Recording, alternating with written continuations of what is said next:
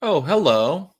My name's Jared Logan. Welcome to the Stream of Blood and a very special edition of Blood and Blades, our ongoing Blades in the Dark Chronicle campaign here on the Stream of Blood, where we play tabletop role playing games on Twitch. Blades in the Dark, of course, the beautiful, brilliant, one of the best written and laid out role playing manuals of all time. Just a genius game, and it's given us a unique opportunity tonight. Tonight, instead of what we normally do, I'm explaining to everybody like you're not normally here. Hopefully, maybe there's one or two viewers who don't quite know what this is yet. So tonight, what we're going to do is what we normally do is we have actors, comedians, some of our favorite people come on and play characters in the world of Blades in the Dark, which is a haunted Victorian city in a world where the sun has been blotted out by a great catastrophe, and the players play criminals who are attempting to pull heists, assassinations, carry out various criminal enterprises in this strange fantasy world. It's a little bit like the game Dishonored, if you're a video gamer. And it's been a fantastic campaign, building several different crews. Every week we do a different crew. But tonight we're going to do something special. Tonight we are going to do a faction turn. But Jared, what is that? Well, I'm going to bring in Secret Game Master Clinton Trucks to help me explain it. This is my good buddy, Secret Game Master Clinton Trucks. Hello, my friend. How are you? Hey, Jared. Every day is a struggle. Mm-hmm. How are you? Yep. Mm-hmm. I have a tall glass of scotch. And I'm sure you earned it. I took care of my daughter by myself today. No mom help. Her mom was out of the house for the day. Well, you're the real hero. You should have seen me a little bit ago. It was a real Mr. Mom. I had an apron on that said "Kiss the Cook," and I had like a spatula in my hand, and the eggs were burning, and the baby was like running by like with a dirty diaper, and it was just like it was chaos. But I got myself together. I put on my aquamarine lighting. I hooked up my Logitech Brio, and I'm here. But we should explain what we mean by a faction turn. Sure. So this was a idea that we had once we decided to have this shared universe of a Blades in the Dark setting where all of the gangs were living in the same city, and the things one did might affect the other. And Blades in the Dark actually has some built-in mechanics that are meant for exactly this sort of thing. Each gang has turf, has a tier, which talks about their strength, their hold on their turf, be it strong or weak, and just by them putting numbers or statuses on each of these things, that means they're meant to change. So this is our opportunity to change them based on gameplay, and now based on some sort of behind the scenes decisions that we are seeding to our subscribers. Yes, so if you subscribe to the Stream of Blood in the way that you subscribe to Twitch channels, you can participate in things like this. We're trying to make it fun in an interesting way, because the actions that our subscribers take tonight, as they take the helm, as they take the leadership and make decisions for various factions in the game world, will affect the games played by our regular players, the performers, comedians and people that we have on to play Blades in the Dark. And Clint mentioned this, but our Blades in the Dark universe, it involves right now 3 crews. There's guys from the Glass Cannon podcast, the people from the Better Than Heroes stream, and we have a kind of a Good Time Society crew with Becca Scott and 2 really funny lady comedians, Jessica Michelle Singleton and Nicole Amy Schreiber. I knew it. Yes. My brain kept trying to go to Nicole Amy first, and I couldn't finish Jessica's name. Too many names for too few people. Right. So these are like people who have their own things and own streams going on. They've come into our world to play criminal crews that they created for this game.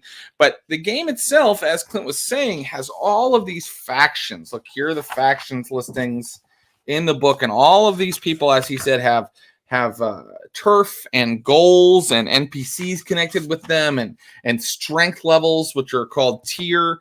And right now, our subscribers are going to decide what all of those groups are doing. Well, not all of them. Let's talk a little bit about, we had to pare it down. There's a lot of factions in the game. So we pared it down. And what was a sort of our rubric for which groups we used, Clint?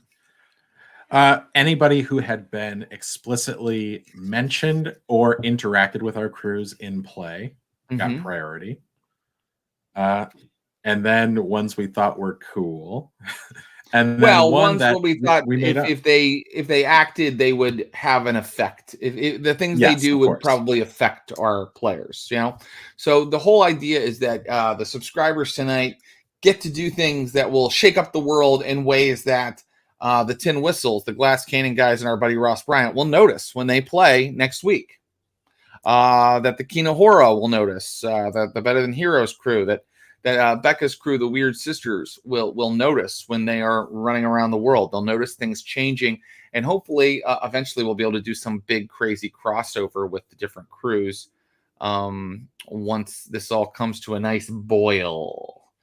I want to just say for everybody here, this is essentially like the kind of things we do as game masters when the players aren't around. People are almost joining us as additional game masters here. We're letting the dice do some of the talking.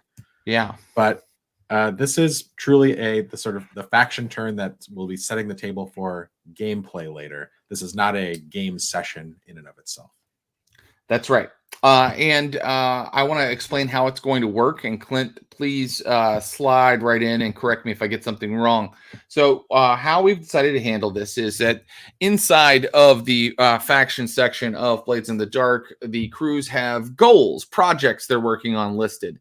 And in Blades in the Dark, a very famous thing is that you use little clocks to track the progress of certain projects or things that are happening in the game world. And when all the clock pieces are filled, something happens, right?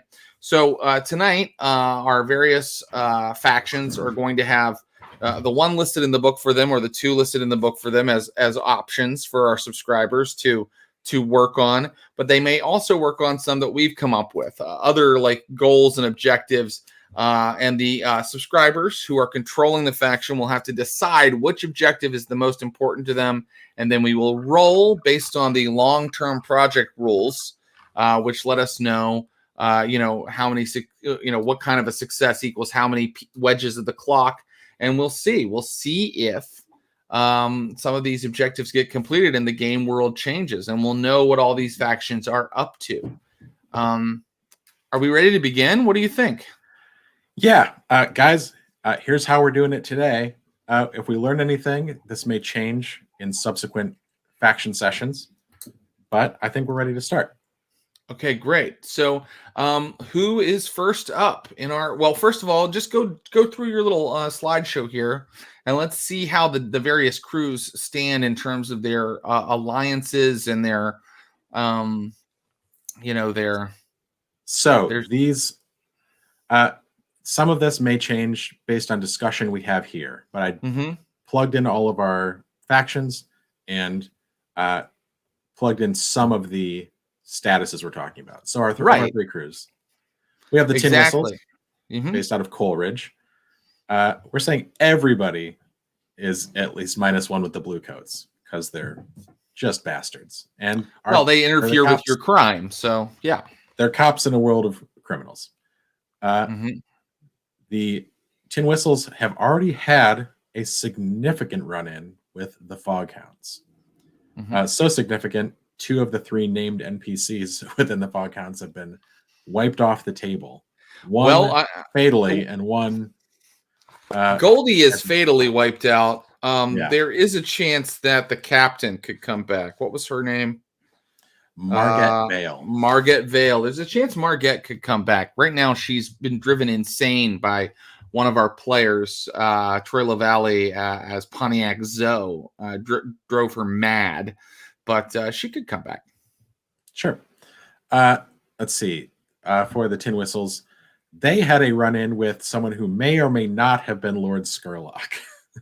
Oh, yes. We want to talk about this.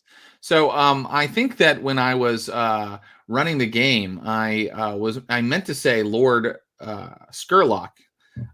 This is in, I think, Tin Whistles 3. I believe so. Yeah, it might. Is it still called Blood and Glass on the YouTube, or is it called? No, I've changed them all to Blood and Blades now. Blood and Blades, Tin Whistles 3. So, Blades in the Dark is a game that I think really effectively makes you improvise, and that's one of the best things about it. Because improvising is something game masters should be doing. I think all game masters should be, and I say that only to defend myself because I meant to say Lord Scurlock, and I said Lord Strangford when I was running Tin Whistles 3. So we are just going to, what are we going to do there, Clint? Are we going to say that was, in fact, Lord Scurlock and I made a mistake, or are we going to say that he was going by the pseudonym Lord Strangford, or what? What I will instead choose to say is, let's make everything canon. Now, everything currently in the book is canon. Everything that has happened in play is canon. And then we get to find various retcon reasons to make all things true. Now, they met someone, or make it make sense, right? Make it make sense. Now, they met someone who certainly bore a very close description to what one would expect Lord Scurlock to be or appear as, acting under the name Lord Strangford. Or they've never met either of these individuals. Perhaps Lord Strangford is not what one would imagine. So that is all anyone knows. It's all our players know, and thus it is all our audience knows. And we can make these decisions in play.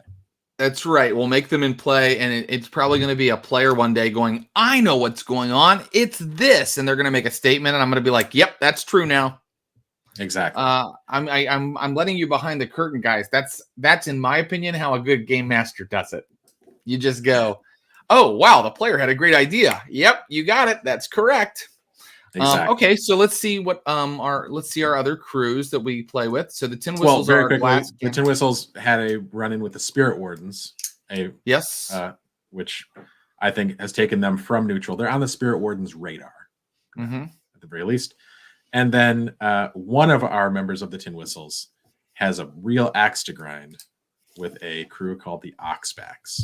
Yes, that we made up. And I know how terrible it is to go off of canon and make up our own faction. I just want to apologize to you, Clint, and to everybody out in the chat.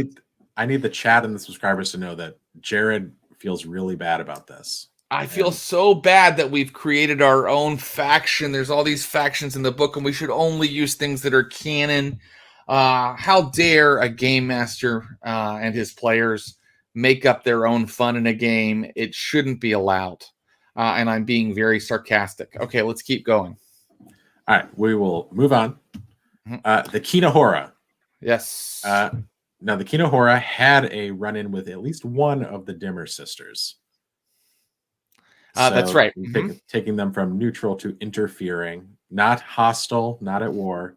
But the Dimmer sisters are saying, who were these meddling kids? Oh, and everybody else has a 0, which I think is super appropriate to the Kinahora because their reputation is subtlety. Although after their last score, things may change. Things may change, yeah. Then we have the Weird Sisters, who we've only played one session with so far, but I think that they really clearly kind of showed us who they are, and I'm really excited to play more.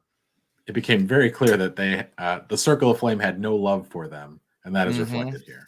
Yeah, the Circle of Flame doesn't like them. Jaja, Nicole Amy's character, had tried to get initiated into the very exclusive Circle of Flame and was denied, and they decided to target a member of the Circle of Flame for their first assassination. So yeah, it makes sense that the Circle of Flame would be hostile, and Bluecoats get interfering with everybody.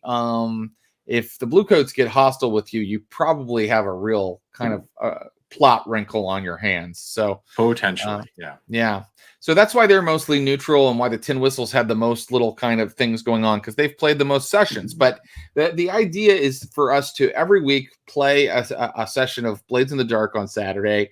It'll be the crews 3 weeks out of the month, and 1 week out of the month it'll be you guys. And the goals and the missions that you can pick will change every month so that you can continue to evolve your faction and take over the city in the way that you choose if you're a subscriber. So let's go And it ahead may and let's. be, Oh, I'll go say ahead. I'm sorry. it may be going forward that new factions move to the fore in our narrative, Mm-hmm. and some of them, their actions may still be happening in the background, but we don't have to deal with them on camera. But right now we have 12 folks to deal with, and our subscribers have said that they are interested in helping us do this, and 11 of them have stepped forward, raised their hand, and each of them has been assigned to one of our factions here, and they will get to decide what we do moving forward. That said, if you would like to participate in the future, go to our Discord. If you're a subscriber, there's a subscriber-only faction chat. Say that you want to participate, and I will assign you to another one of these factions, and then you can be a voting member of how these go in the future. Sound That's good? right. Mm-hmm. All right, let's move on. First up, The Bluecoats. Bluecoats, and this was Dan Sattler, I believe, is controlling the Bluecoats. Is Dan in the That's chat? right. Looking in the chat. Dan, are you with us? Sometimes people can't make it, and I understand. If they can't make it, then we'll probably just take a poll of the chat, right, and see Exactly. which one they like. Oh, So here we go. Dan Sattler is DC Pepdimer. Okay. Here on Discord Twitch, name is and different. It makes sense. Okay. Hello, sir. I assume, sir. Sorry, I shouldn't assume, but Dan Sattler makes me assume. Hello, Pep D. Dimer. The Bluecoats, they're the City Watch of Duskfall. We know that they are real shits because one, ACAB, and two, we saw in the last Kino Horror chapter that there seems to be a conspiracy inside of them that is somewhat, I don't know, whatever the Duskwall version of alt-right is. That's what they are. They're anti-immigrant. Anti-immigrant. So I just want to say, we understand that is despicable, disgusting. We don't think it's funny or necessarily, fodder for entertainment. But we did say in our Kino Horror game, our players in that game really picked the kind of story that they wanted.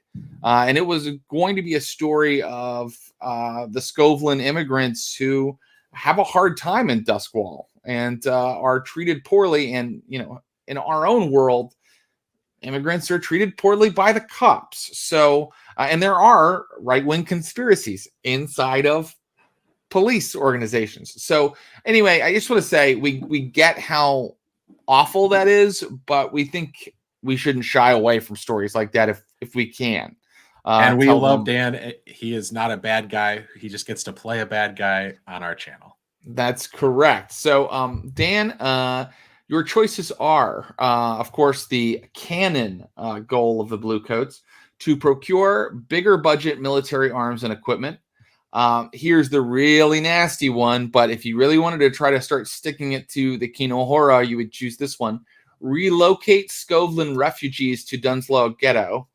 A relocation program that would really mess with our friends in the Kino Horror. Or revive the Bluecoats' public image. And Clint was quick to point out to me when we were creating that one, he was like, keep in mind, they don't actually want to be better. They just want people to trust them more and think that they're better. Right. And so that one, you'll see how many pieces of the pie there are. Procuring bigger budget military arms and equipment. That's not something you can do right probably with any role right now, because I just read, and if you got a critical, you'd fill in 5 pieces of the pie. But you could revive their public image with one role tonight. And then the Skovlin refugees relocation objective, that, of course, is the one that's the most difficult. But when it goes off, it completely destroys one of our PC factions. Like it changes their whole plot. And so that's probably why. Pardon me. That's okay. That's probably why it's got a lot of pie pieces there. So my friend Dan Sattler, which which of these objectives would you like the Bluecoats to go down? Which road would you like the Bluecoats to go down? Which one seems like the primary objective to you tonight? We should probably explain that we're giving everybody, of these three, they get to choose one. They will roll a number of dice equal to the tier of their faction. That's right. They'll roll a number of dice equal to the tier of their faction, and then we'll use the resolution rules for long-term projects, because these are essentially the faction's long-term projects. So if you get a critical, you'll fill in 5 wedges. Wait, let me find it here. Get a critical, you'll fill in 5 wedges. Yes. If you get a 6, you'll fill in 3. If you get a 4 or 5, 2, and if you get a 1 to 3, you'll fill in 1 segment. I also want to say that we're telling a little bit of story tonight. So if you were to get a 1 to 3, which is normally a failure in Blades in the Dark, I'm going to try to help you, with you, Dan, narrate kind of why you're having trouble. The faction is having trouble. If you get a 4 to 5, that's usually a success with a consequence. We'll kind of talk about what maybe that means in the story. And if you get a critical or a success, we'll kind of talk about how well the Bluecoats are doing at this objective. So, indeed. And so not every objective can be completed tonight. That said, the completion of a progress clock means a thing actually happens in the game world. But a incomplete clock might be something that the PCs hear about and may be able to have their own thoughts on, right? Yeah, and I'm getting the question from Frequent Beef: will project clocks that aren't completed be foreshadowed in the group session?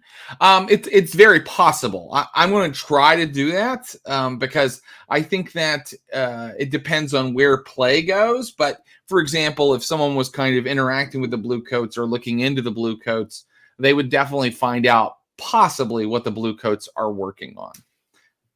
Especially if there's a failure or like a critical success right now, I think that would really register in the world to the people who are observing the police in Duskwall.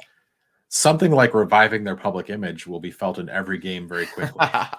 Dan Sattler says, they're fantasy cops. I have to go full bastard and go with relocate the refugees. It's going to take a while, but I think it's worth a shot.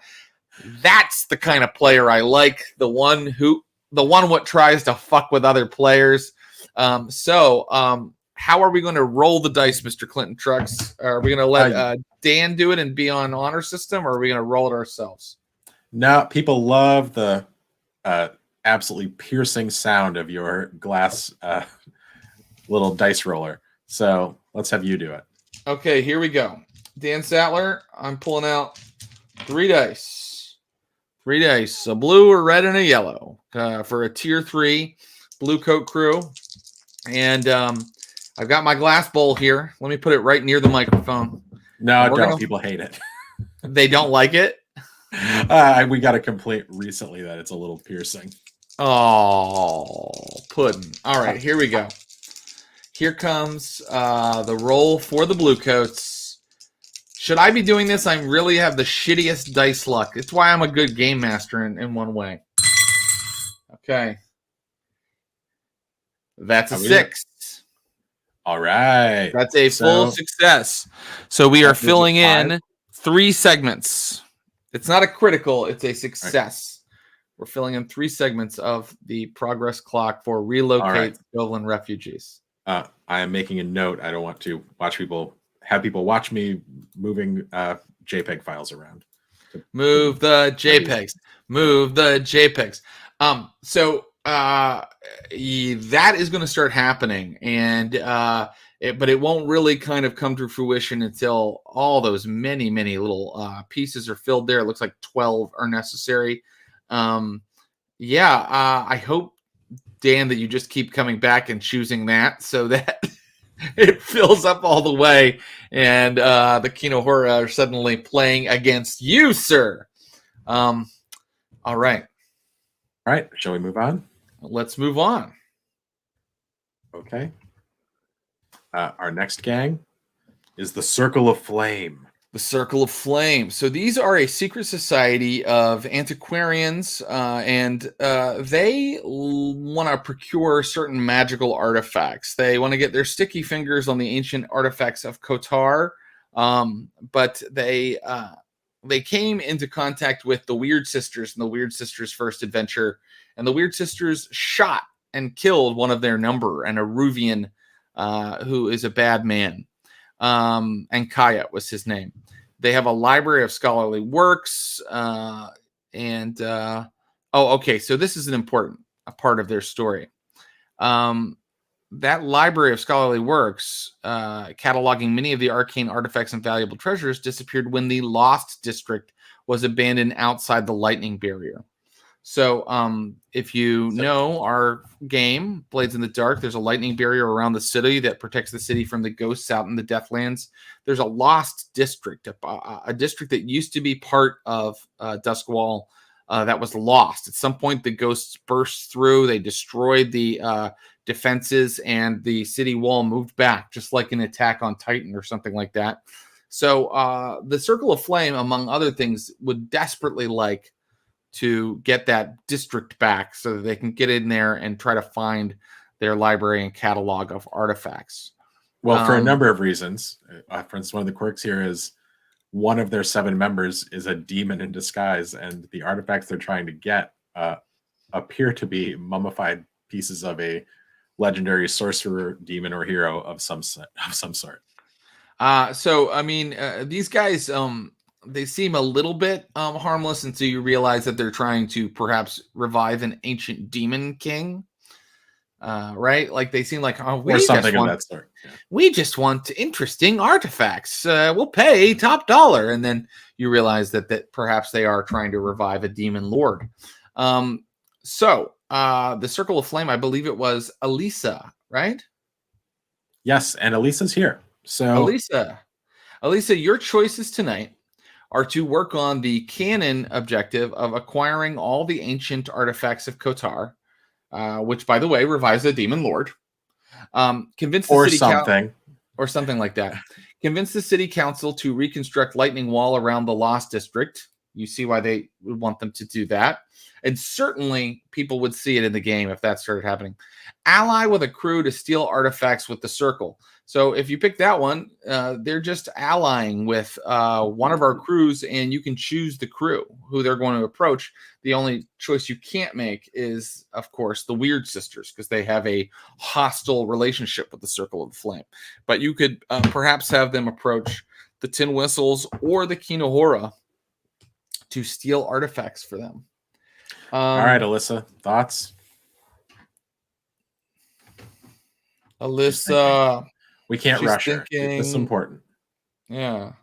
Oh, I got to go with the demon artifacts. Yeah, the canon choice. I love it. It's a really kind of, I mean, you know, I don't know who wrote everything in this. I think it was all John Harper, but he gave good faction clocks to all of them. That's a really exciting one. So let's see here. They are tier 3 as well. Alyssa, I have the 3 dice. You need to fill in 8 pieces of the pie for them to acquire the ancient artifacts of Kotar. Here we go. Alyssa, it's a 4. That's our highest number there, a 4. So you filled in 2 segments of the acquire all the ancient artifacts of Kotar faction clock. Right. But so they're having some kind of trouble with that. And I think that and there has to be some kind of consequence for them as well, right? Well, that's how the dice rolls work in Blades in the Dark. That's how the dice rolls work. Elisa, why do you think that the Circle of Flame is having trouble getting these artifacts back? Any thoughts? I want to hear from you. 2 segments is okay. It's okay. Yeah, it's not amazing, but what do you think? Why do you think they're having trouble getting these artifacts back? I have an idea, but I want to see what you think first. Well, while she sort of collects her thoughts, have we met any of the NPCs in here? We haven't. These are all new names to us, right? That's correct. But you'll see that and Kayet, the NPC that I introduced as a target for the assassins, the Weird Sisters, was an Eruvian, and one of the high leaders of the Circle of Flame is an Eruvian diplomat. Indeed. He was probably connected to her in some way. Artifacts are elusive and hidden. I think maybe Indiana Jones style, as somebody says, like there's, traps and whatnot. But aren't these stuff that they used to have that's trapped outside the lightning barrier? Sure, but presumably even on the other side of the lightning barrier, they might have kept them under lock and key. Oh, so how long has the Lost District been lost? I don't think that's actually, I take it back. Let me pull up the book because there is a timeline in there. Holy moly. Well, I think that that makes sense. They've that's really funny to me, the Indiana Jones idea. Like once they lost the district, anytime they send someone out there now, not only does that person have to contend with the Deathlands, they also have to contend with the fact that the old leadership of the Circle of Flame put all kinds of traps and wards on the library that is holding these artifacts. And so they keep sending people out, and those people keep dying because it's just too trapped and elusive and hidden. And they need someone who's like really good at like breaking into a place to help them eventually, maybe. I like that. What do you think, Clint? I'm into it. I think that they forgot to tell the new leadership how to get past all the traps. Whoever knows has been they've died or they've moved on. Maybe you could find their ghost, and that person could tell you how to get past the traps. Jared, I've got a million ideas. One of the members is a demon. Maybe that demon doesn't actually want them to find the ancient artifacts of Kotar, and he is actively hamstringing the efforts. Alyssa, yes. So I know that you're new to our game, and I promised I would explain everything. You asked, is that they killed a member with artifact knowledge? The Weird Sisters did. They killed a member who they had lured toward them by claiming that they had an artifact for sale. But in fact, it was just Lucija in a box with a blow dart gun. There was no artifact in the box. It was just one of the Weird Sisters preparing to knock people out. I think we're ready to move on to our next crew. Okay, yeah, let's move on. I ought to say. Let's move on. Thanks for playing with us, Alyssa. Come back and complete that wheel. Sorry, clock. Everyone's favorite. The Dimmer Sisters. Everybody loves the Dimmers. And the Dimmers is controlled by our subscriber, Thursday Euclid. Ooh, Thursday's here. Hey, Thursday, what's up?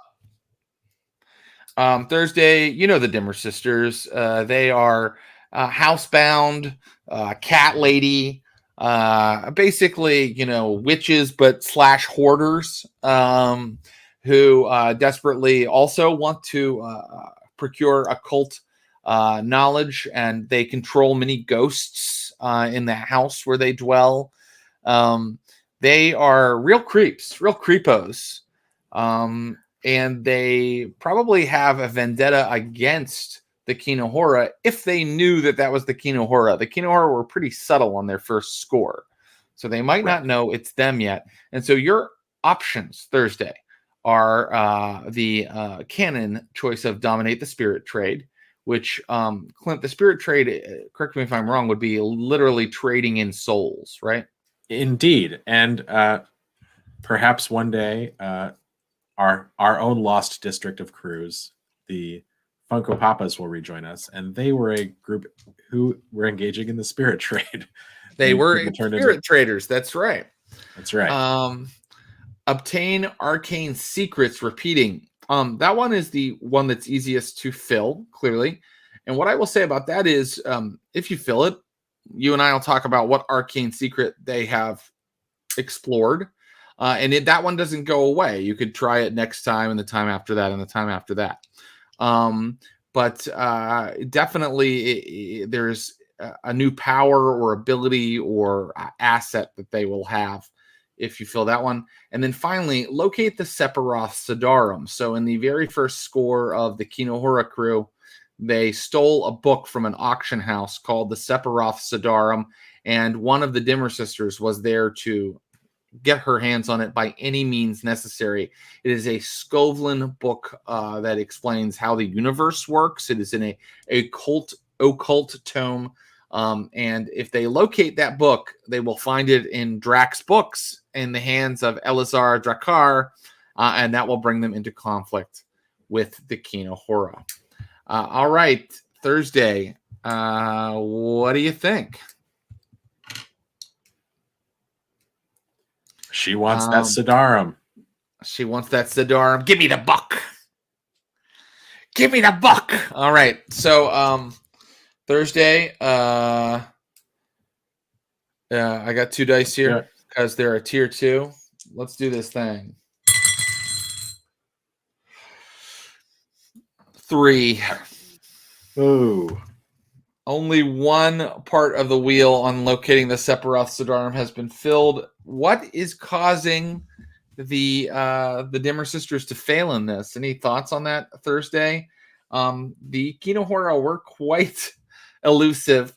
I think maybe the Dimmer Sister who was chasing after them really was destroyed by what they did to her. Like the other Dimmer Sisters haven't figured out halfway out of the ghost realm, right? Yeah, they kind of cut her in half, like between 2 dimensions.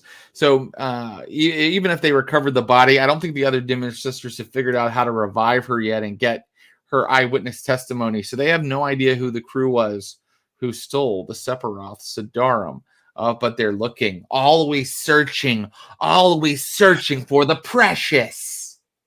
I think Thursday has sort of answered why she thinks this was not a real success.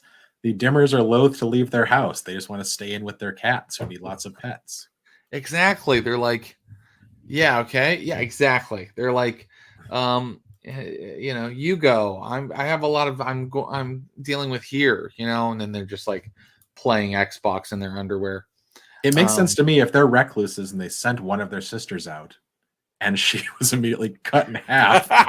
They never found out what happened to her. They're like, well, we can't go out after her. She was the most outgoing one.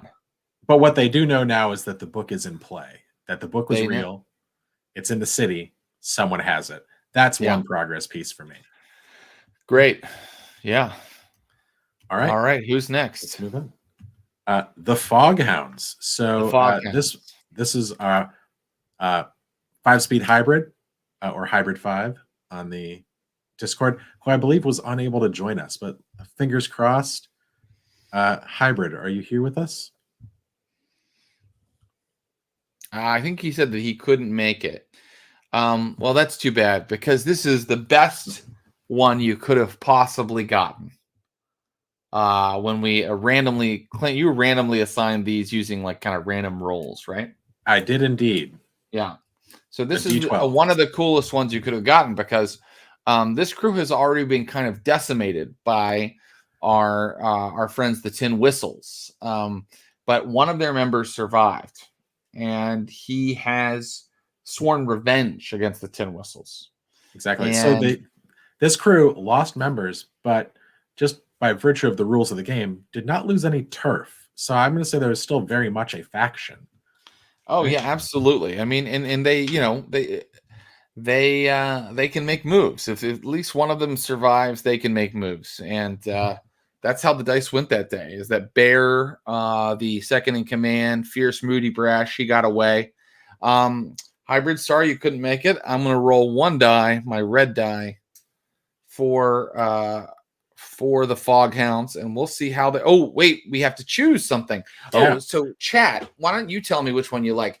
So they can Bear can start trying to immediately retaliate against the Tin Whistles. Bear can try to obtain a regular patron, meaning get a more powerful person to back his play, whatever that next play is. Or he can try to recruit new members because, as we have said, his crew was kind of wiped out. So what do people like? And I will do the thing that people like. All right. I see recruit, retaliate, recruit. It's recruit by a landslide. Recruit by a landslide. And I think that's a wise move. Yeah. Well, they only have 1 die because they're tier 1. Let's see how they do. Oh, hang on a second. What? I'm not watching this on Twitch, but Thursday is saying she has a poll going, and 16 people actually voted for option 1. I'm only looking at the chat. which should we go by? The poll or the people who are I simply think we being got to go by vocal? the poll. I appreciate There you go. Thursday running a poll for us. Thanks. So, So retaliate won the poll, so it's retaliate. retaliate, and I got to tell you what I rolled. A 6. Oh, baby, that fills it up. No, it doesn't quite. Unfortunately, 3 segments. 3 segments. Okay. But should we go ahead and fill it all the way up anyway? We're playing with these guys next week. We're playing with these guys next week. Yeah. It's probably not the smartest play for Bear to go after them right away, but it is interesting. You know what? I'm the game master. I think we just filled that puppy up. Done. Bear's coming back. All right. Filled her up. It's filled. I think Bear should absolutely stay out of Pretty Marco's way. He's been dropping people off bridges left and right. It's true. And my favorite part of this is they have we've been doing it so the game doesn't specifically tell you have to do an entire session of downtime, but we've, for our purposes, kind of been going like, score, downtime, score, downtime. It's going to be hilarious. They're going to be doing a downtime chapter and suddenly Bear's going to come running in to kill them. I love it. It's going to be awesome. Nobody tell Glass Cannon that's happening. Oh, geez. They're going to know. It doesn't matter. Yeah, boy. Mum's the word. You guys are on honor system. All right. All right. Next gang. And hybrid. Sorry that if that wasn't the choice you would have made, but it'll make for a good story. It'll make for a great story. The Lost. Okay, so these guys are really interesting. They are street toughs and ex-soldiers dedicated to protecting the downtrodden and the homeless. So like beggars, sex workers, people who are, orphans, people who are living, the really rough life out on the streets of Duskwall. These guys protect them. And they've met with the Tin Whistles a time or two because they also, I think, headquarter in Coleridge. And literally in a converted rail car, I think they kind of almost share a rail yard with. They share a rail yard with the Tin Whistles, and they've kind of been sort of preachy to the Tin Whistles in the past, and sort of disapproving of the fact that the Tin Whistles are only in it for themselves. And I would say out of all of our crews, the Tin Whistles really are the ones who are most like, let's make some money. So these guys have a little bit of an issue with them, but are mainly their allies because as neighbors, they've sent over people to help heal them and things like that. Their physiker Reed. Yeah, they have a physiker named Reed who the Tin Whistles have used on occasion. And of course, being such noble souls, they are willing to give away their physiker knowledge for next to nothing. So here we go. Their canon objective is destroy cruel workhouses. Real quick, I just want to make sure Colonel Panic is in the chat. Yes, so I think I saw Colonel. Yeah. Right. Find allies for a war with the Billhooks. Describe the Billhooks a little bit, Clint. Yeah, the Billhooks are real tip-to-tail pieces of shit. They're a rough and tumble group of thugs and murderers. As I read them, they seem very much like Bill the Butcher's gang in Gangs of New York. Mm-hmm. They are, muscle for hire and guys who prey on the weakest people. They're probably also a fairly low tier gang, the Billhooks, right? Are they 2 or 1?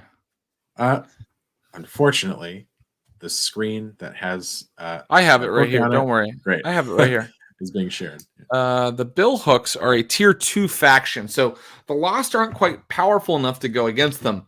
But being tier 2, I feel like the Billhooks are probably preying on the very people that the Lost seek to protect, which is why that they want to go to war against them. Finding allies, it might be some of the PCs that they will reach out to. And then finally, free members from Ironhook by pardon or otherwise. Ironhook is, of course, the prison in Duskwall. And if they were able to free their friends from prison and redeem them, which is the Lost's whole thing, then they would have the allies they need in a different way. They would make their bench a lot deeper and probably be able to go over after the billhooks as well. So what do we think, guys? I'm sorry, Colonel. Colonel, what do you think? I see who are the billhooks from Colonel, but I did explain that, right? You got that answer, right? Okay. Yep. Oh, he's thinking. We got an oof, a yup, a thanks. Yeah, he heard me. Yeah, he heard you explain who the billhooks are. Yeah, it's going to be tough to go against them unless you get some allies.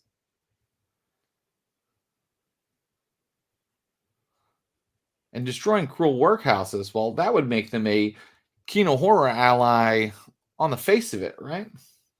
Perhaps. Depends on who's working in the workhouses. The Kino Horror are pretty focused on one community. That's true.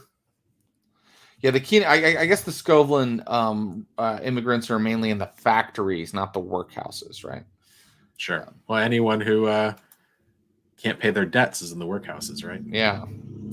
I've read my Oliver Twist and my David Copperfield. Colonel Panic, what is thy choice? Choose. You can do this, man. Dude, if I was doing this, I wouldn't even pick one of these things, man. I'd do like a fourth motherfucking thing people wouldn't even fucking expect. You did it. 3, we're gonna free our members from Ironhook. Okay, I think that's awesome. Here is the one die. Raise your numbers. That's another way. I mean, I think Colonel Panic's hoping that there's going to be a whole prison break, and by God, there will be if we roll well here. Oh my God, it went out, so I'm going to roll it again. People love the sound of this, right? They like how this sounds. Can't get enough. I can't believe it, but it's true. Can you see that? Boom, baby. 6. So are we calling that 3 or full? The rules say 3, but we did full the last time for the Foghounds. We did, but that was a 4-segment clock, right? Good point. Foghounds were trying to. So let's just do 3. It's halfway full, though. That's amazing. Halfway full. You're halfway there to freeing their members. If when we play our next faction turn, those guys could be out of there, baby. Love it. Okay. All right. Let's go next. The Ministry of Preservation. This is our only tier 5 faction. They get 5 dice, eh? I need to get more dice. 5 dice, but they also have some of the most difficult things to accomplish. Yes, it's true. So, well, it makes sense.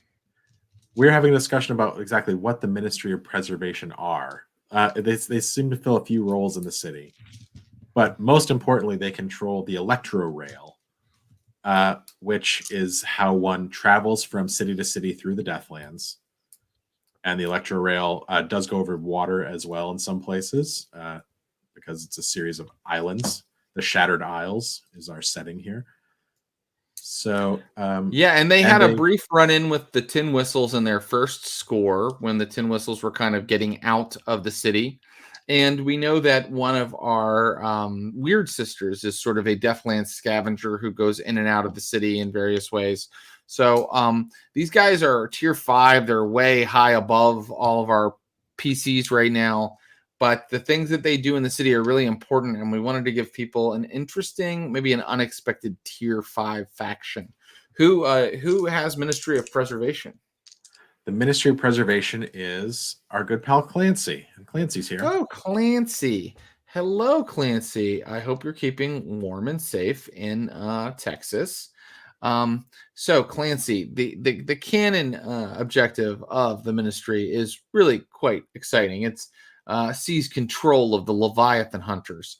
Basically, this might require a little explanation because we haven't done much of this in the game. No, it's true. We haven't talked a lot about the Leviathan hunters. All of the electro rail, all of the electrical fencing around Duskwall with the Sparkrights towers is powered by blood that is harvested from demons out in the sea called Leviathans. Those ships that hunt that demon blood, that very important resource, are controlled by various noble houses and noble families. Well, the Ministry of Preservation thinks that that's nuts. It's too important. And so they should take over. The government, the Ministry of Preservation, should take over the Leviathan hunter fleets. We have the idea that they might investigate the odd relationship between Lord Strangford and Scurlock. Yes, the ministry will determine why I made a mistake while I was GMing and what I actually meant. Don't you worry, Jared, because I've meted the shit out of this. Lord Strangford, as it happens, is not just a member of the Duskwall City Council, per the book, canon, but is the head of the faction, the Leviathan Hunters. So that immediately makes him an enemy of the Ministry of Preservation. Any relationship he has with an independent power like Lord Scurlock would absolutely be of interest to his enemies. That makes sense. And not only would we unravel exactly what those two men and their identities happen to mean, what their relationship with one another is, you'd also be completing an in-canon objective that the Ministry of Preservation might have. And then finally, gain support for a new electro rail line to Lockport. Explain this one, Clint. What's Certainly. So here we find our map of the Shattered Isles. We are in Duskfall, which sits at the tip of Akaros. Now, you will see that the only way to really get around is by the Leviathan Hunter ships going across the darkened seas. But if you chose to take a train to Lockport, you would need to travel through, White Hollow, Elisa, cross the sea over to Severos, 2 more stops. There is a much money to be made by finding a shorter route and perhaps getting I see around the train between Tyrmor and Arvade. Exactly. Right? But if we had a line between Lockport and Duskfall, we are skipping all of the lost money for goods or people traveling that direction and striking at the heart of the Leviathan hunters who ply these waters, because there'll be another way to carry things across the sea. That was my thought with this particular. It's a good thought. Cool. So, Clancy, what do we think? This is big. This is big tier 5. Change the map stuff, kid. You bet. Or you could just fix a mistake I made. And only 6 pie pieces. Retcon. And if there's a poll happening, I can't see it. So guys, let me know who won. But hopefully this is just Clancy choosing. Yeah. It would be a massive bridge, Goonie Bones, but you'll see there is a massive bridge on the map. And engineering engineering in the Shattered Isles is magical. Science! Let's do 2. Investigate the odd relationship between Lord Strangford and Scurlock. And they're rolling 5 bones to do this, baby. Oh. Okay. Here we go. I think we're going to get to the bottom of this real quick. Let's get to the bottom of it. Buying. Dude.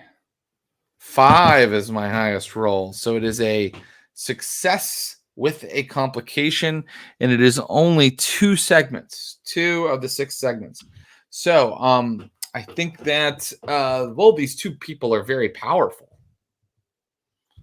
But what I would say is, and I look forward to any input from you, Clancy. I'd say that probably there is a reason that Scurlock and Strangford don't want anybody to know about their association with one another.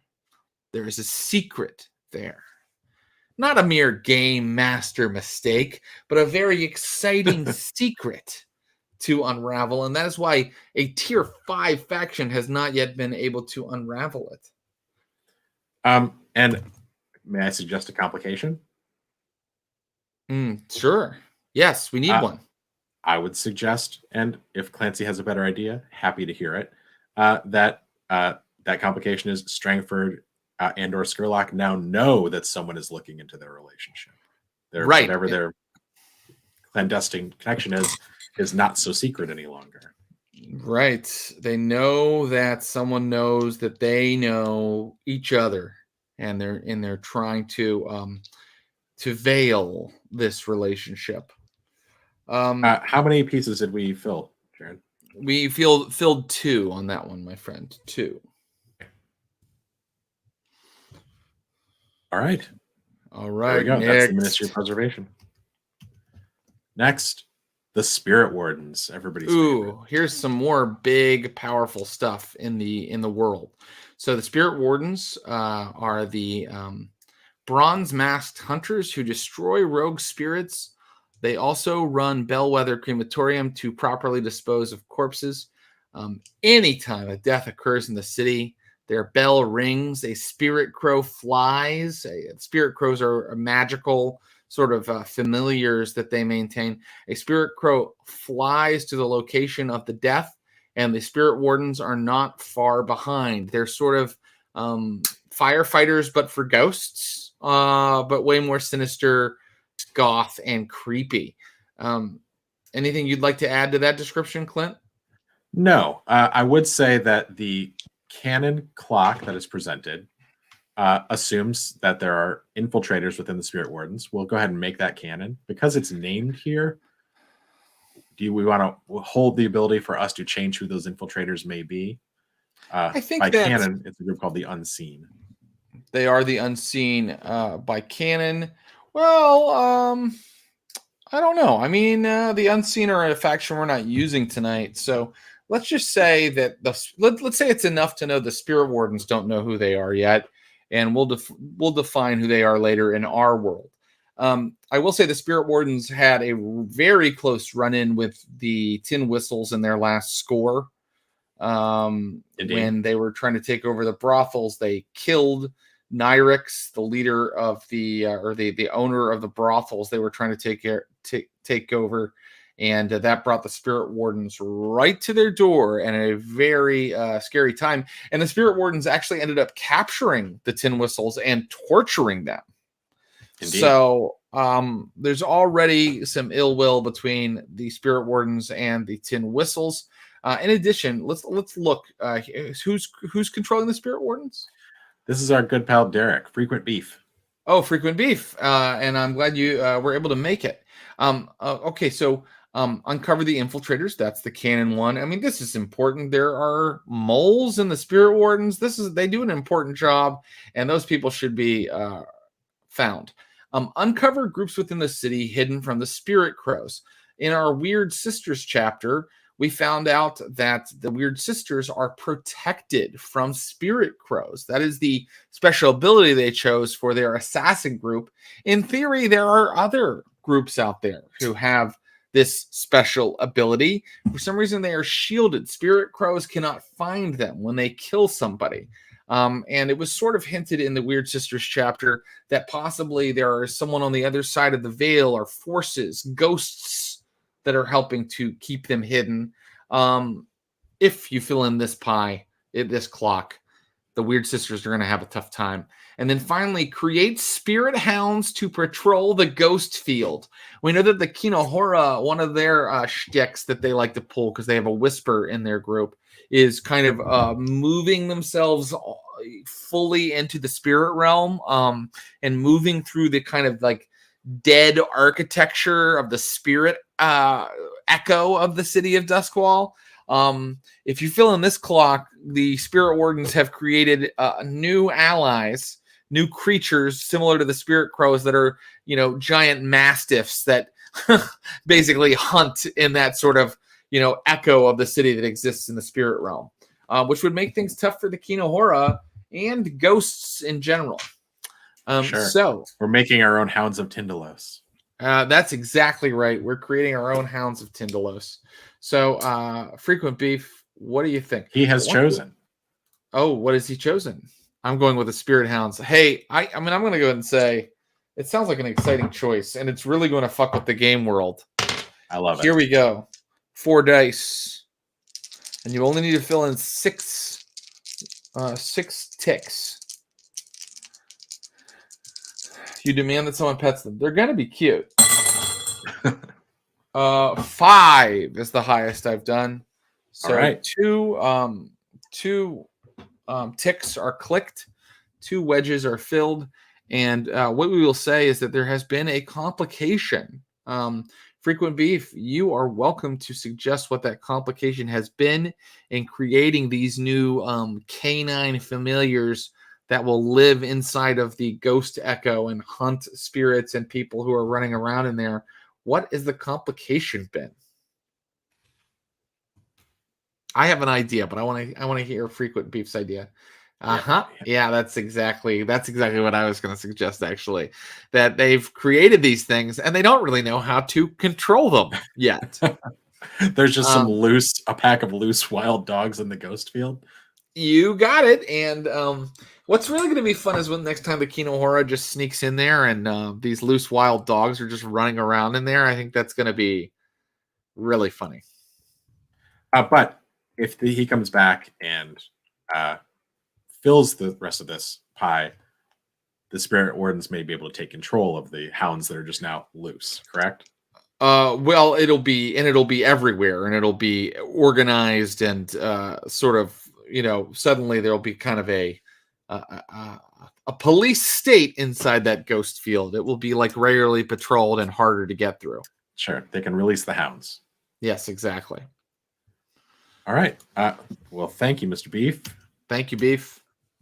All right. Next up, Lord Scurlock. Sometimes known as Lord Strangford, depending on who's game mastering. So this guy is really interesting. Tell us about him, Clint. Do you mind? Sure. Well, he is the faction who is just one guy. Mm-hmm. Lord Strangford is something. It is unclear. Maybe a vampire, maybe a sorcerer. You just said Strangford. You're doing it now too. I did it again. Lord Scurlock is something. It is unclear.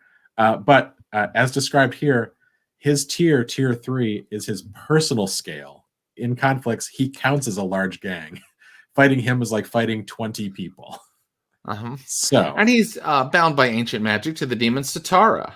Who is the master and who is the servant? Who's the boss? Nights are long, but you might awake to a brand new life. He also a brand new life around the bend. Yes, a brand new knife around the bend. He's immune to ghosts. They can't see, hear him, or harm him. That's a crazy powerful personal ability to have in this setting. But also he has the enemy, the immortal emperor.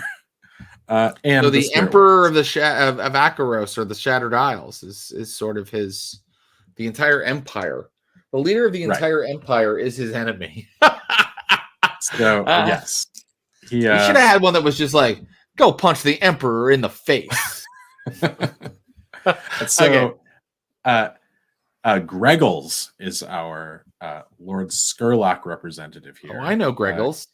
Greggles, are you in the chat today? Greggy dear. I thought I saw him funning around in there. There he is. Hey, it's Greggles.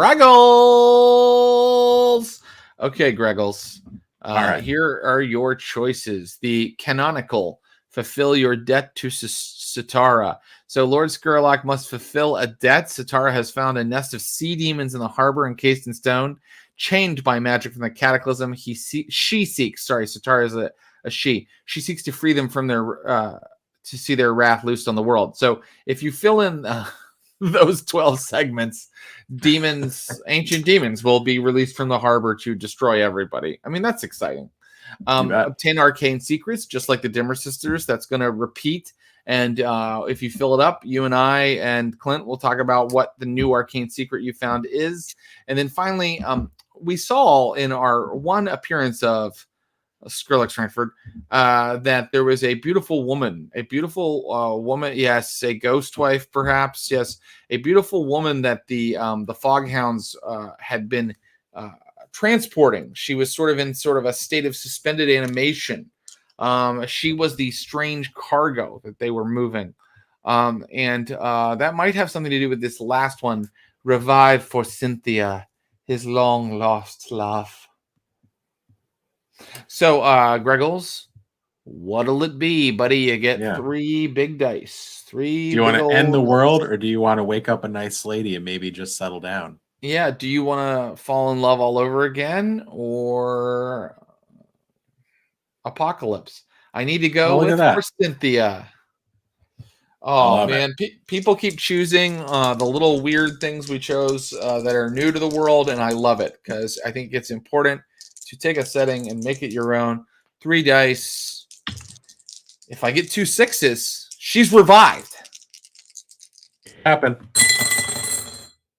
I didn't. I got a 5. Is the best number there. Okay. So 2 segments. It's half full, and there has been some sort of complication, and I think I know what it might be. I think it might Let's see if be. Greg has an idea first. Yeah. He had a great reason for choosing for Cynthia. Mm-hmm.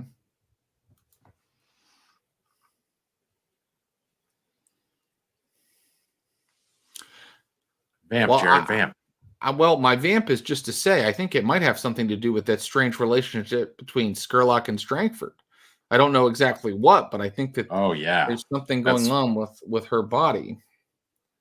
Spirit of the girl he was brought isn't strong enough to revive her. Oh, interesting. Okay. Yes, agreed, and that is now canon. So they have to use another spirit to revive her, and he hasn't found a spirit that is as shining bright and filled with the élan vital as his old love. None of the ghosts are adequate yet. So he is probably engaging heavily in the spirit trade to find the ghost he needs, that he wants. He needs more girls. Bring back my girls, he's saying, much like RuPaul in RuPaul's Drag Race. Okay. They may not be his daughters, but they'll always be his girls. That's absolutely true. Well, you could finish that one next time, and that will do weird things to the Foghounds and possibly the Tin Whistles. So Greg found a great canon reason for this to be operating the way it is. He needs to work through sense. someone else. Perfect. Of course he does. Of course he does. That's a guy that GMs right there. I could tell you that. Solutions. Bringing solutions. You see? Some people, oh, I have a problem. I thought of a problem. No, solutions. Thank you, Greggles. You know who's going to have some solutions for us? Ulf Ironborn. Hell yeah. Who's controlling Ulf? Our pal Spooky. Spooky, are you here? Spooky. You get a cool. This guy, good old Ulf, was chosen because he just has a lot to do with Skovland. He's a brutal Skovlander, newly arrived. Hey, Declan. Declan is spooky. Spooky is Declan. Declan is spooky. Spooky is Declan. Declan is spooky. Okay. So Ulf, he's a brutal Skovlander. He newly arrived in the dusk. Ooh, are people calling Duskfall the dusk? You bet they are. And he has a small but powerfully savage gang of thugs. We think that his actions would affect the Kinohora because they're so Skovland in their operation and makeup. So he needs to carve out gang territory. He needs to rise in tier because he's just tier 1. So he wants to, have the Akarosi dream and start, really living that gangster life. And then he wants to smuggle Skovlander insurrectionists into the city. That's a smuggling operation. So the Tin Whistles could possibly be part of it. What do we think? Spooky. Yeah, he's a charismatic leader who hasn't built his armies yet. But he needs to build his army. He will become more of a power in the city. Strangford is Scurlock. Scurlock is Strangford. Declan is Spooky. Spooky is Declan? Declan/Spooky asks, more tiers, more dice. Yes, you'll only be rolling 1 die on whatever you go for. Tonight, 1 die, but whatever but if you get to rise in tier, you'll start rolling 2 die, and then, Indeed. I want to rise in tier first. That's a good idea. Okay, here we go. We got... I'm going to rule if I get a 6, we'll just fill that up and raise the tier of all 5 Ironborn. How about that? If I get a 6. Here we go. I rolled a 3. Wow, wow, wow, wow. Thanks for yes-anding that, Clint. So you get one tick filled in your rise and tier. Look, it's a rise and fall, man. It's like, it's hard to rise in the big city. Why do you think he is failing right now? And we will make it canon, Spooky. What do you think is the major impediment? He has enemies. The citizens of Coleridge and the Billhooks are his enemies. So that could be part of what's holding him back. But I would love to hear what you think. I think it could be a lot of things.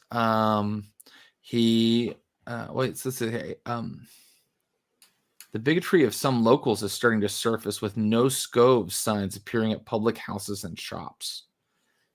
Ulf's blind rage will be sparked off when he encounters this. Well, he has blind rage. I mean, that's not the best for building an empire. Or maybe I'm wrong, though. A lot of big leaders, imperial leaders, had blind rage, didn't they? For sure, yeah. Spooky, my man, I'm asking, what do you think is the reason that Ulf is having trouble with this? What does Ulf eat on his cheat day? Oh, man, he tried to fight a bar full of billhooks and only beat 30 of them single-handed, but had to retreat. That is canon. I think it's... that makes Ulf tougher than Lord Scurlock. He can be 30 guys. Well, that's the story Ulf is telling, but I think that he's having trouble with the billhooks. I think that makes a lot of sense. Like, they're an enemy. They're really tough and nasty. They're kind of going at it, and he just isn't powerful enough yet to really take them on. Oh, there's somebody else who needs an ally to fight the Billhooks. Well, now it looks like we have two groups, the Lost and Ulf, who need allies to fight the Billhooks. Interesting. Sounds like we're gonna have to do a little flow chart to have our allies and enemies. There's going to be like a low tier convocation just to take out the Billhooks, and I think it's cool. All right. So let's look at what's next. Next up, the Deathland Scavengers. This is a great one. Okay, so these are convicts from Iron Hook and desperate freelancers who roam the wasteland beyond the lightning barriers.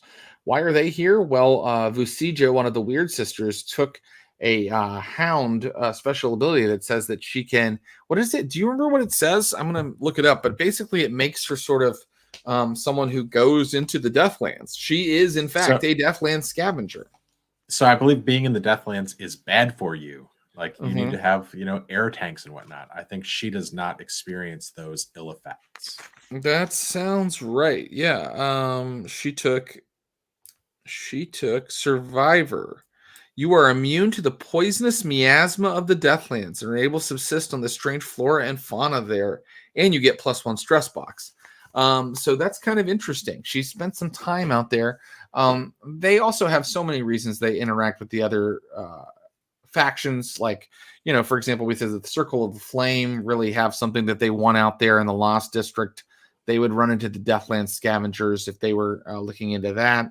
And these people, a lot of them have been exiled out there. So you did something bad enough or pissed off somebody powerful enough that you were kicked onto the other side of the wall. That's right. So let's look. Who's controlling them?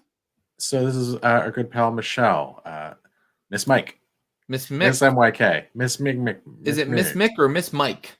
Miss Mick, Miss Mixelplick, Miss Mixelpidlick.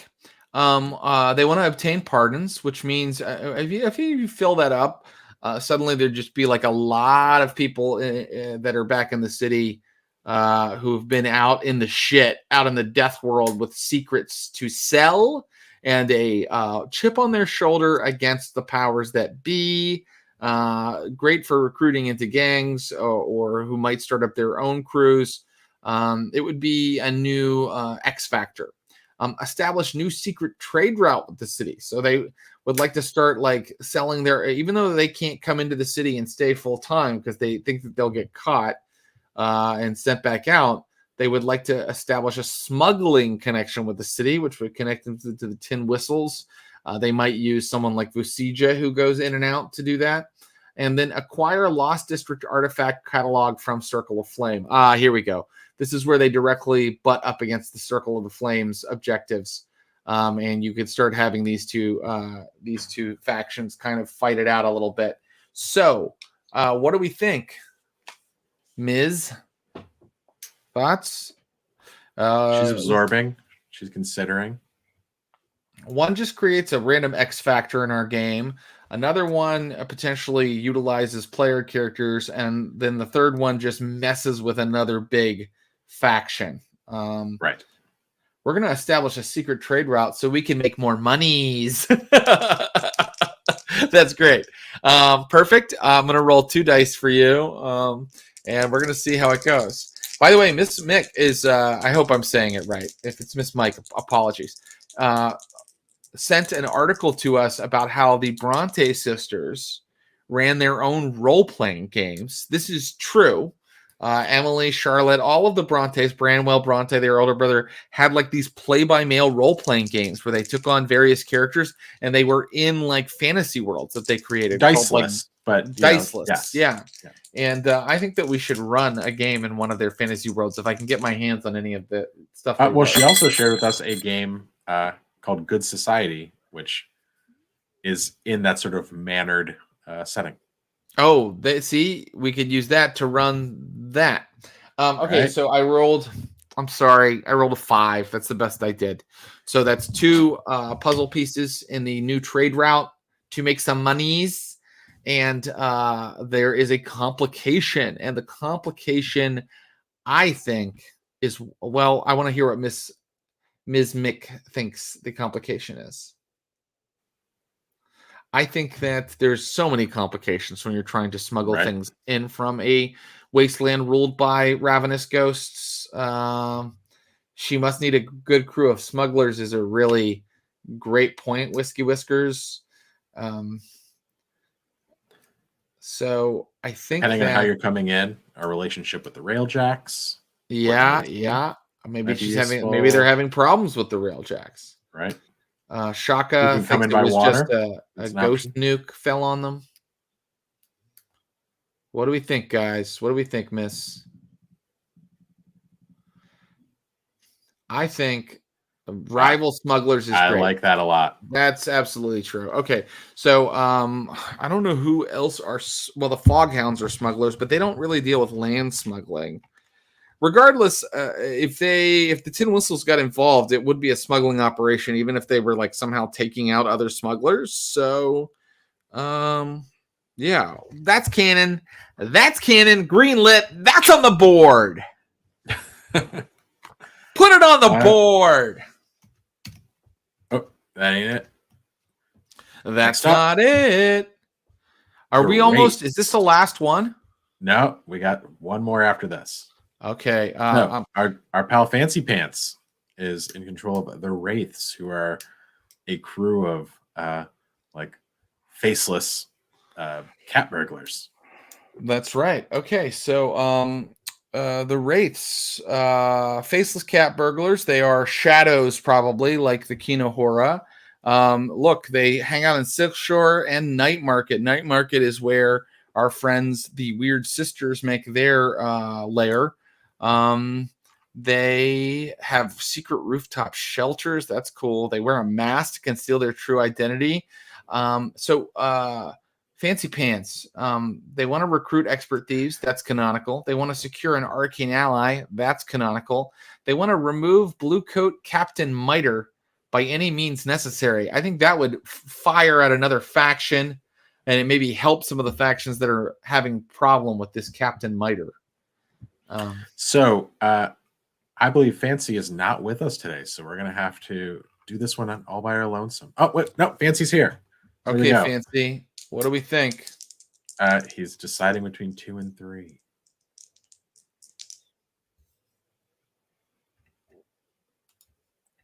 Thoughts?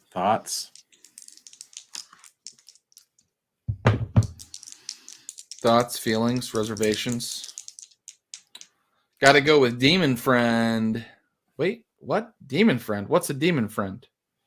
Yeah, I don't know. Secure an arcane ally. Secure an arcane ally. Oh, okay, yeah, that makes sense. And Fancy Pants has decided the Wraiths want to summon a demon or ally with a demon. Here we go. Or a ghost or a vampire. Or 5. Fill in 2 of those.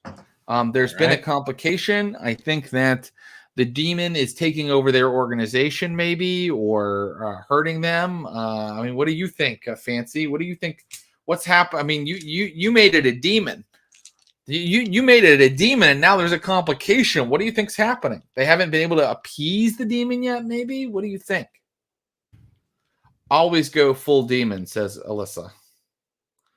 Scurlock is an arcane ally. That's true, but Fancy said it's a demon.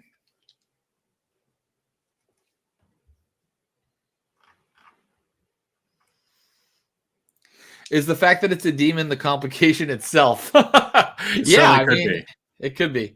Until you find out it's a terrible ruin and it's taking over the kitchen. Yeah, I think that. Yeah, maybe they're the demon. The fact that they've brought a demon into the organization and it's not helping them yet. It's just kind of fucking with them right now. They're like struggling to control it, much like the ghost hounds we talked about. I think that's great. Complication demon. Complication demon. Oh, beautiful. Oh, Clint, I can't wait to have all this in front of me when we play because I'm just going to keep bringing it in like constantly. All right, we've made it to the final one. Let's do this. What do we got? And the final one does not have a subscriber. Yeah, it's the Oxbacks. So the Oxbacks, if you were, Clinton Trucks, give him a round of applause, created this on his own. The Oxbacks were created by Ross Bryant when he just decided during downtime that his long-term project was to take out these guys that he sort of made up on the fly. That's the kind of improviser he is. They are a stevedores union structured as a Masonic order. Their turf is the docks. They have warehouses and wharfs where they work. They have a treasury of lost cargo, including valuable trade goods and unique artifacts. Their quirks are that they're rabidly proud of their common laborer identity, and they hate Dagger Isles immigrants because those guys have been scabbing and taking their work from them when they try to strike and make more money. So here are the options for them. Control smuggling on the docks. They would like to control the smuggling on the docks. That will put a little wrinkle in the Tin Whistles plans. They would like to break the Dagger Isles scabs. That would piss off Pretty Marco of the Tin Whistles. And they would like to sacrifice a noble to the Golden Ox because that is how blue collar they are. They want to sacrifice. They want to kill a noble. So who is? I'm controlling them. Very good. They are only. Let's do a poll. Let's go after these folks. Right? Yeah. Yep. Sounds good. So, I'm going to empower Clancy to let me know when we have enough answers for our poll. A vote is happening now. Clancy, Great. Let us know where we land. I will say this is our creation and I love it. I love the idea of sort of the nasty version of the union in this kind of industrial age. We should be like cheering unionization of the workers, especially when we have immigrant populations being put upon. We have workhouses. Like the labor movement should be something that we cheer, and we've made evil laborers. Well, it takes all kinds, Clint. And, what you might find out is that, you have a lot in common with the Oxbacks, really. Is it evil to sacrifice a noble? Maybe that's fucking boss, really. All right. I think the poll's over. Clancy. Oh, hang on. It's going for a minute more. Okay. Clint, I've also realized I have 7% power, and I haven't gotten power to my computer the whole time we've been playing.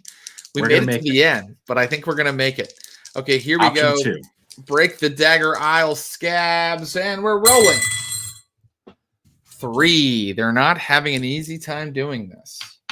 They're failing. Why are they failing, everybody? Tell me why they're failing. 1 tick, Jared? 3 is 1 tick. That's correct. Why are they failing? That's a great question. Because they suck.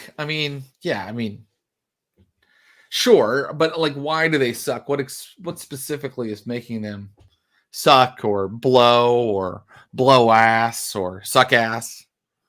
Hashtag eat booty. Dagger Isles is a strong community. The scabs are stronger than expected, and a muscle named Pretty Marco is making a name for himself. Yeah, I That think would you're do right. it. I think Pretty Marco's entire clan are just fucking like him. They're fucking crazy Irish lunatics who like are just really a lot tougher to mess with than you think. Can But you imagine Marco's got 3 brothers who are just as shitty as he is? I think that next time the Tin Whistles are playing, which is next week, we should mention to Pretty Marco that the Oxbacks have been trying and failing to break his friends. Yeah, boy, Beef had a good idea because they're trying to take over the docks. It does make some sense. Although we did not pursue that particular. We didn't pursue that one. We didn't pursue that one, but it's a possibility, and let's make a note of it because I think next time some of the clocks that weren't picked were changed. Opportunities will have passed by. Certainly, anything you've put ticks into will remain, and you'll see your ticks. You'll know where you're at with all of that next time we play. In 1 month, really, it should be. We'll be back with all of this. So, if other people would like to subscribe and join this. I don't know that we're going to add new groups right away, but we're going to add you to a faction that exists, and you'll be able to kind of talk with each other and decide what you want to do. Let's see, Clint, I'm at 5%. Oh, well, we're fine. We're good. We nailed it. I don't know why I'm not plugged in. I don't know. I'm not good at this streaming thing. We do our best. Yeah. Well, thanks to all of our subscribers who helped us out here. How we do this will hopefully become more refined. I think we did really well, but if people do have advice or suggestions, we would love to hear them. This is the first time we've done this, and there are faction turn rules in like Stars Without Number, but there aren't really faction turn rules in Blades in the Dark. I will say what I will do next time is I had to stick with it because we started that way, and I didn't want to make it unfair, but next time I would make it easier to just fill a clock in the middle of one of these.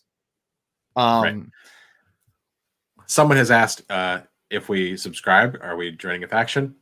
You're almost there. If you subscribe, you can join our Discord and join our subscriber-only faction Discord channel, and then you will be assigned to a faction group when you say you would like to be. Absolutely.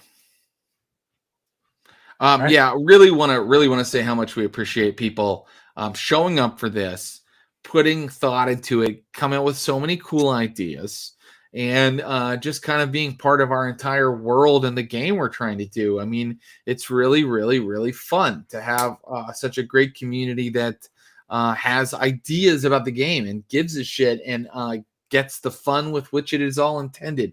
So from the bottom of our hearts, from me, Brian, and Clint, thank you guys so much.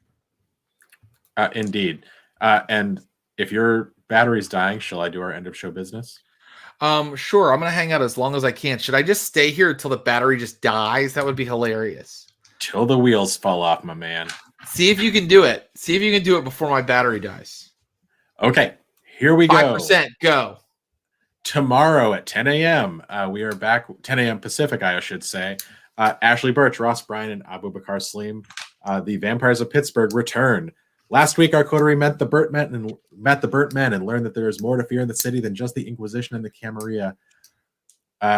Is that going to be good? I don't know. But we're also a podcast, everybody. Please find us on your podcatcher of choice. Subscribe, download, rate, and review. 5%, still at 5. Oh, well, I can talk slower then. Blades in the Dark is from Evil Hat Games and game designer John Harper. Pick up a copy. We really love this game. It's great. Like, we tend not to play in pre-written settings, but this one's just cool. Plays really well online as well, guys. It plays really well like over Zoom, which is what we're all still kind of doing for a while, it looks like. 5%, Clint. No problem. That means we can just mosey on out of here. Do I disappear forever when my power goes out? Do I cease to exist? You didn't know that? When your battery is dead, it's like dying in a dream. Where am I? Hey, everybody. you will hopefully very soon be seeing original artwork for Blood and Blades by our good pal Will Pottorff. We had previously established some incredible artwork by Cedric Pay Ravernay, but we are going to try and bring things a little more in-house here and not steal art no matter how much we love it. So wait till you see what Will has drawn for us for Blood and Blades. Our theme music is by Axel Kazis Taylor, and you can hear more from Axel at soundcloud.com. Please search Axel Kazis Taylor. Our socials, we are on Twitter, Instagram as _streamblood_. We have a Reddit, r/streamofblood.